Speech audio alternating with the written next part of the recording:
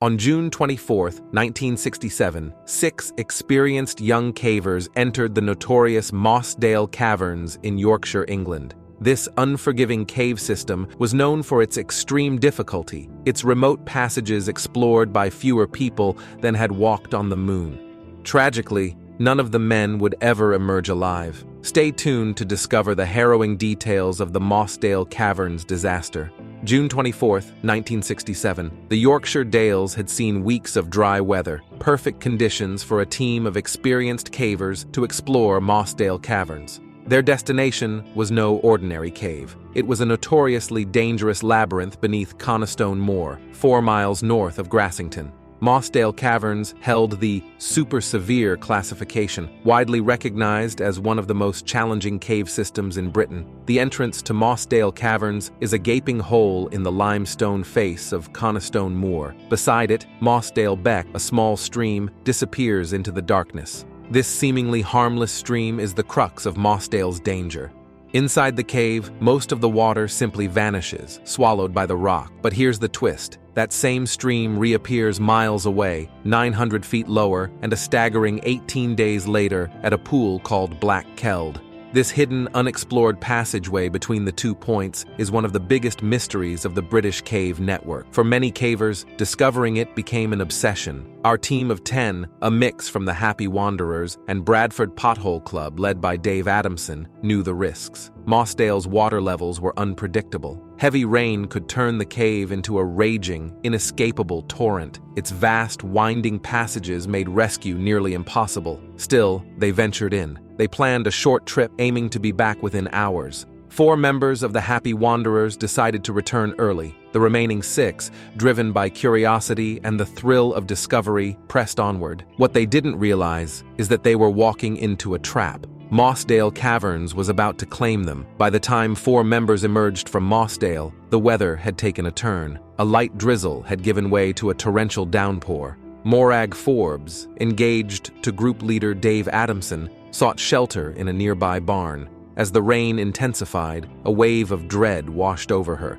What if the rising waters trapped the others inside? She raced back to the cave entrance. Within 3 short hours, the once trickling Mossdale Beck had become a furious torrent, completely engulfing the entrance. The remaining 6 cavers were oblivious to the unfolding disaster. By 11:10 p.m., a rescue effort was underway. The Upper Wharfdale Fell Rescue Team, though experienced, lacked specialized cave rescue expertise. Mossdale Caverns, with its treacherous, super-severe rating, was an uncharted nightmare. Team leaders Len Huff and Des Birch knew they couldn't do this alone. Calls went out to larger cave rescue organizations across the Dales. Soon, cavers from nearby pubs were rushing back to the scene, their wet gear barely dry from their earlier exit. When the teams arrived, they faced a scene of utter devastation.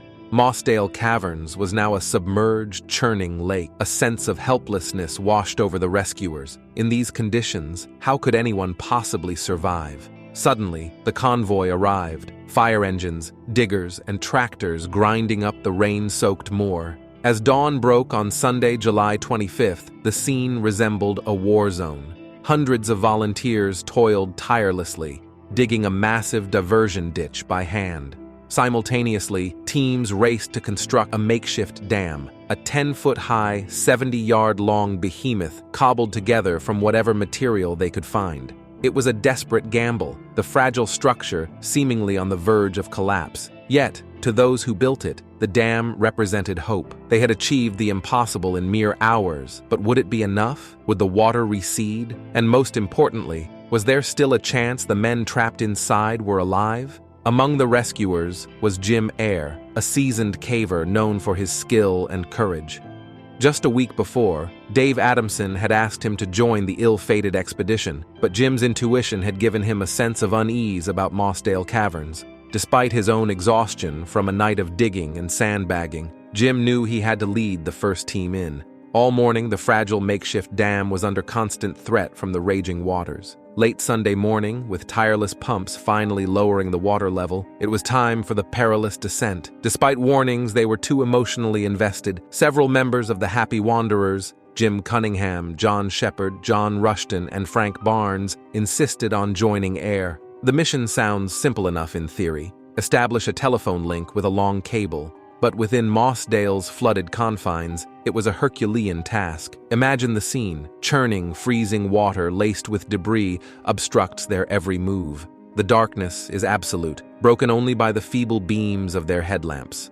With no map or knowledge of the flooded cave's layout, disorientation is a constant threat. To establish the phone line, they must physically lay the cable through the submerged passageways. This means crawling, bodies submerged in the icy water, blindly feeling for unseen obstacles. They inch forward, painstakingly securing the cable to avoid it getting tangled or snagged on sharp rocks. Every noise they hear, the gurgle of water, the scraping of a helmet against stone, has them straining their senses, desperate for any sign of their trapped teammates. With each agonizing turn, the fear of what lies ahead grows heavier. Finally, they reach the rough chamber, the first place where they can temporarily escape the crushing weight of the water. It's barely large enough to stand, offering a moment's respite from the claustrophobic crawl. But ahead lies the marathon, a notoriously narrow and low passage. Now, even this small chamber is completely flooded. All the while, the makeshift dam remained a precarious lifeline. By some miracle, that hastily built structure was the only thing keeping them alive.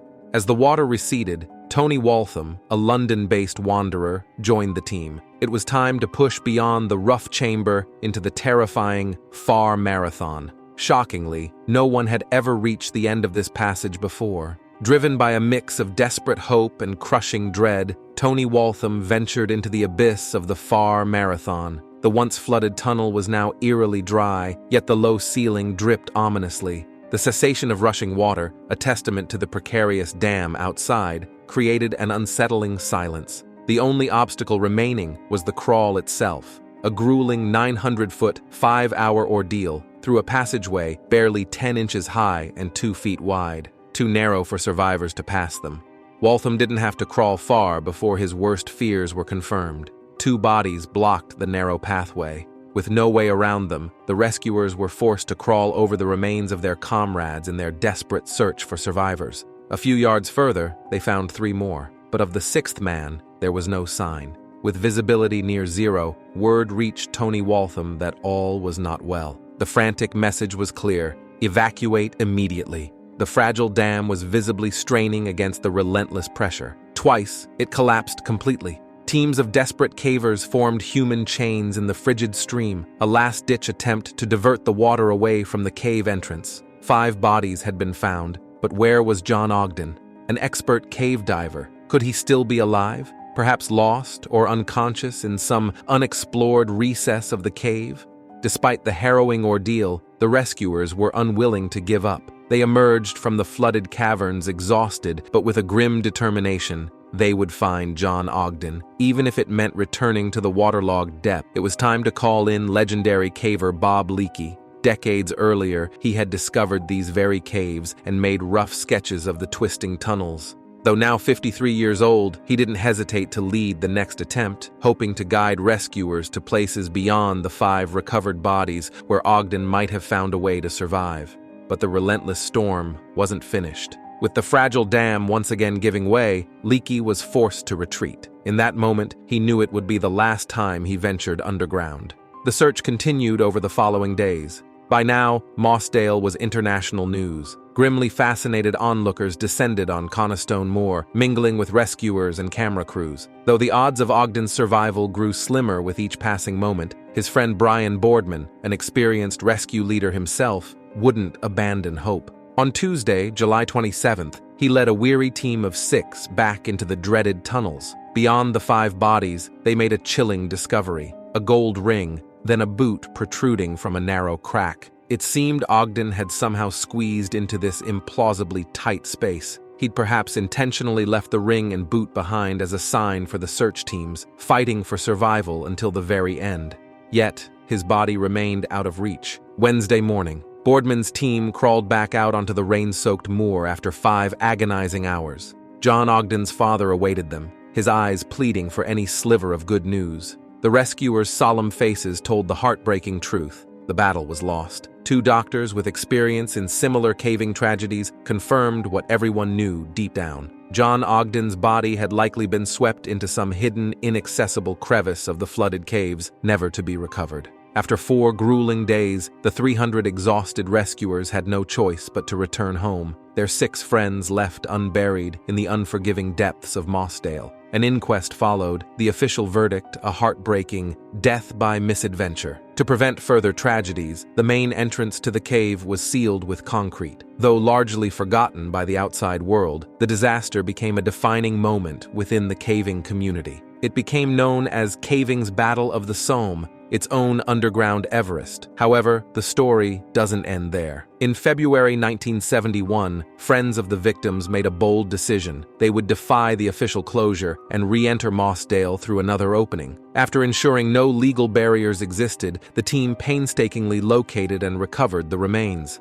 They moved them to a high-level chamber known as the Mud Caverns, where they were reburied and the space renamed the Sanctuary. A commemorative plaque was placed at the original entrance, and weeks later, a memorial cairn was erected on the moor directly above the rough chamber, the place where their comrades made their final stand. If you found this story gripping, be sure to check out our next video, where we'll explore another harrowing tale of a cave expedition gone tragically wrong.